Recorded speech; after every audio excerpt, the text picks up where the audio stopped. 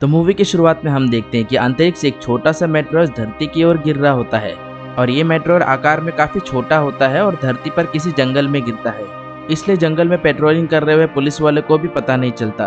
अगले सीन में हमारी मुलाकात एक स्कूल टीचर से होती है जिसका नाम स्टेरला होता है, जिसको पिक करने के लिए उसका हस्बैंड आता है जिसका नाम ग्लैन होता है। दरअसल ग्लैन स्टेरला से काफी उम्र में बड़ा होता है। स्टेरला एक गरीब लड़की होती है और ग्लैन के पास बहुत पैसा होता है।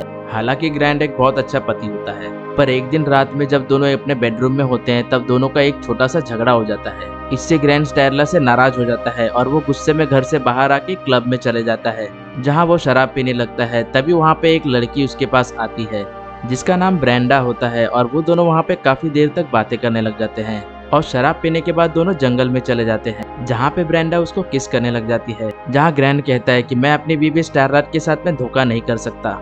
उसी वक्त ग्रैंड की नजर एक अंडे पे पड़ती है जो उस मेट्रोइड के साथ में आसमान से नीचे गिरा था। तभी ग्रैंड देखता है कि उस अंडे के अंदर कुछ हलचल हो रही है और देखते ही देखते उस अंडे में से एक जीव निकलता है और वो जीव एक नोकीली चीज फेंकता है जो ग्रैंड के छाती में जाके घुस जाता है और छाती से सीधा उसके पेट में चली जाती है। और पेट से होते हुए वो ग्रैंड के दिमाग पे भी कंट्रोल कर लेता है। और ये सब देख के ब्रेंडा काफी घबरा जाती है।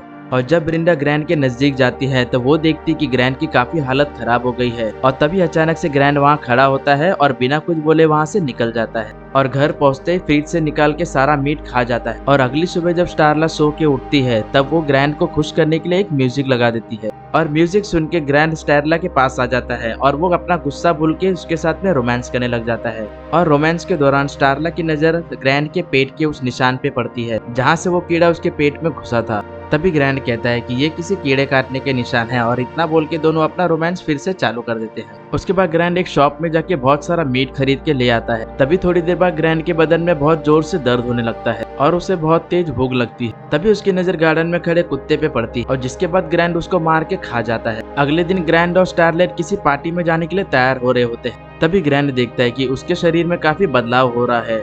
तभी उसकी बॉडी से एक अजीब सा जीव बाहर आ रहा होता है और वो जीव ग्रैंड को स्टेरला के पास जाने पे मजबूर करता है, पर वो अपने आप पर काबू करता है। तभी स्टारलाइट उसको पूछती है कि ग्रैंड तुम्हें क्या हुआ। तभी ग्रैंड बहाने बनाते हुए कहता है कि मुझे कुछ काम आ गया है, तुम पार्टी के लिए तैयारी करो, मैं जल्द ही लौट आऊंगा।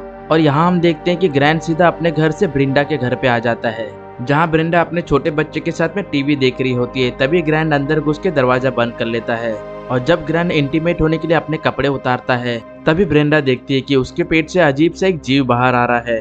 और ये देख के ब्रिंडा जोर जोर से बचाओ बचाओ चिल्लाने लग जाती है, लेकिन ग्रैंड उसका मुंह दबा देता है और उस जीव को ब्रिंडा के पेट में घुसा देता है। दूसरी साइड हम स्टेरला को देखते हैं जो पार्टी में मौजूद होती है। तभी वहाँ पे विल नाम का एक आदमी आता है जो उस टाउन का चीफ होता है। दरअसल विल और स्टारला बचपन से एक दूसरे को बहुत चाहते थे, पर स्टेरला की गरीबी की वजह से दोनों एक दूसरे से बिछड़ गए थे। और यहाँ पार्टी खत्म होने के बाद स्टेरला अपने घर पे वापस आती और देखती कि ग्रैंड की हालत काफी ज्यादा खराब हो गई है और उसके शरीर पे काफी बड़े बड़े छाले हो गए होते हैं। तभी ग्रैंड कहता है कि मुझे मधुमक्खियों ने काटा है और इसलिए मेरा चेहरा ऐसा बिगड़ गया है, पर आप चिंता मत करो, मैं जल्दी ही ठीक हो जाऊंगा। पर स्टेरला उसको देख के डर जाती है और उसे डॉक्टर के पास चलने के लिए कहती है। तभी ग्रैंड कहता है कि मैं डॉक्टर के पास से ही आ रहा हूँ और डॉक्टर ने कहा है कि मैं बहुत जल्दी ठीक हो जाऊंगा। तभी थोड़ी देर बाद स्टेरला डॉक्टर को फोन करके पूछती है कि ग्रैंड को कौन सी बीमारी हो गई है डॉक्टर। तभी डॉक्टर का शॉकिंग जवाब आता है कि मैं तुम्हारे हस्बैंड से 1 महीने से नहीं मिली हूँ। दूसरे सीन में हम देखते हैं कि ग्रैंड बहुत सारा मीट लेके एक दूसरे घर में जा रहा होता है जहाँ पे ब्रिंडा बंधी हुई थी और वो भूख के मारे बहुत तड़प रही थी। और ग्रैंड उस मीट को ब्रिंडा के सामने डाल देता है जिसको देख के ब्रिंडा उसके ऊपर टूट पड़ती है। उसके बाद हम देखते हैं कि पुलिस स्टेरला के घर पे आती है। तभी विल स्टारला से ग्रैंड के बारे में पूछता है। तभी जवाब में स्टेरला कहती है कि वो अभी तक घर पे नहीं आया है।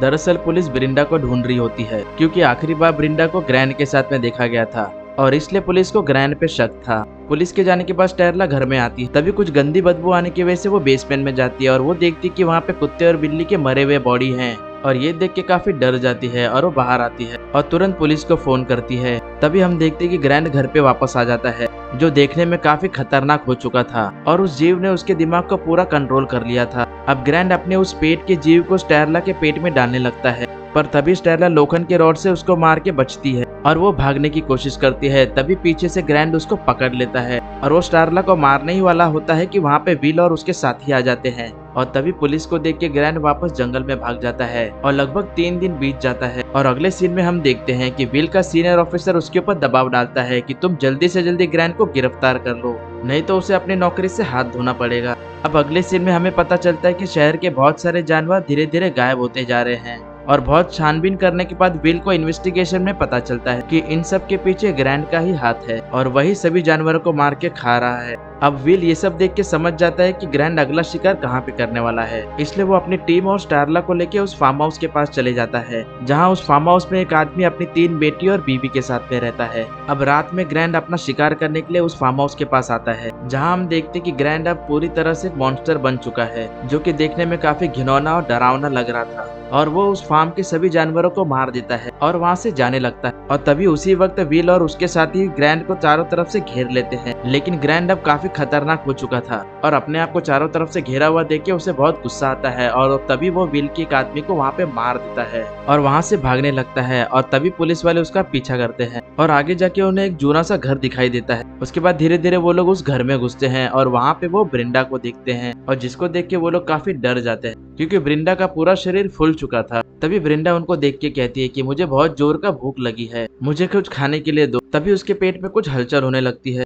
और तभी देखते ही देखते ब्रिंडा का पूरा पेट फट जाता है और उसके पेट से बहुत सारे छोटे छोटे एलियन कीड़े निकलते रहते हैं। और ये एलियन कीड़े वहाँ पे मौजूद जितने भी पुलिस ऑफिसर थे वो उनके मुंह में घुसने लगते हैं और उनके दिमाग पे कंट्रोल करने लग जाते हैं। यहाँ विल बड़ी मुश्किल से अपना और स्टारला का मुंह अपने हाथ से दबा देता है और इसलिए दोनों वहाँ पे बच जाते हैं, क्योंकि कीड़ों को जब मुंह में घुसने की जगह नहीं मिलती तो वो वहाँ से छोड़ के चले जाते हैं।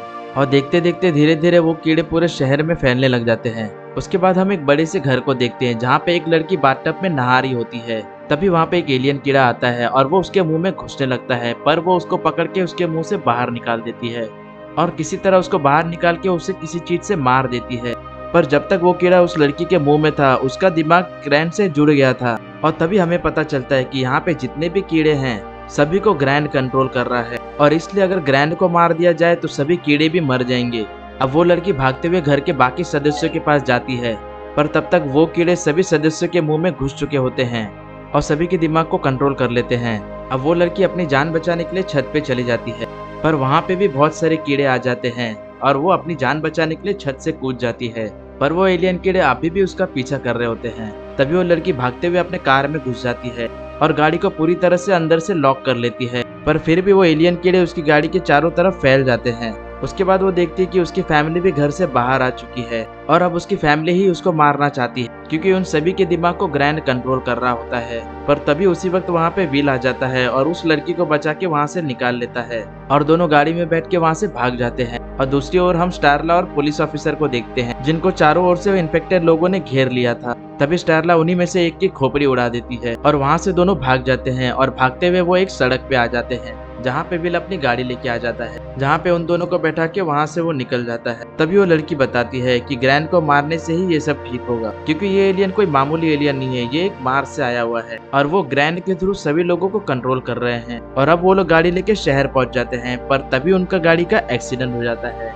और फिर क्या था, वहाँ पे बहुत सारे ज़ोंबीज आ जाते हैं, पर यहाँ हमें हैरान कर देने वाला दृश्य देखने मिलता है, जहाँ सभी ज़ोंबीज कैरला को उठा के एक सही सलामत एक बेडरूम में सुला रहे होते हैं। यहाँ विल किसी तरह अपने आप को और उस लड़की को गाड़ी से बाहर निकालता है और उन ज़ोंबीज से अपनी जान बचाता है। उसके बाद दोनों एक पुलिस चौकी के पास पहुंचते हैं, जहाँ पे विल उस लड़की को बाहर वेट करने के लिए कहता है और खुद हथियार लाने के लिए अंदर जाता है। लेकिन विल पुलिस चौकी की बिगड़ी हालत देख के समझ जाता है कि यहाँ पे भी कुछ गड़बड़ है और तभी एक खूंखार ज़ोंबी कुत्ता उसके ऊपर अटैक कर देता है। पर तभी वहाँ पे वो लड़की आके उस कुत्ते को मार देती है। और दूसरी ओर जैसे स्टारला को होश आता है, वो ग्रैंड को देखती है, जो एक बहुत बड़ा राक्षस बन चुका था, पर अभी भी ग्रैंड स्टारला से उतना ही प्यार करता था। तभी वो अपने एक हाथ से स्टारला को पकड़ता है। तभी स्टारला कहती है कि मुझे मालूम है कि तुम मुझसे अभी भी उतना ही प्यार करते हो जितना पहले करते थे, और इसलिए तुम मुझे नहीं मारोगी। जिसके बाद ग्रैंड अपने हाथ निकाल के उसे आजाद कर देता है और स्टारला की ये बात उसको फील होने लगती है और वो उसके नजदीक आने लग जाती है। पर स्टारला मौका देखते ही उसके सीने में एक नोकीली चीज घुसा देती है और तभी ग्रैंड को गुस्सा आता है और वो स्टारला को दूर फेंक देता है। और तभी मौके पे वहाँ पे विल आ जाता है और वो स्टारला को बचाने की कोशिश करता है, पर ग्रैंड उसको भी घर के बाहर फेंक देता है और उस पर अपनी नोकीली टांगों से हमला कर देता है और अपने पैर को उसके सीने में घुसाने की कोशिश करता है, पर विल बाजू में पड़े सिलेंडर में उसका पैर घुसा देता है और इस तरह सिलेंडर की सारी गैस ग्रैंड के बदन में घुस जाती है।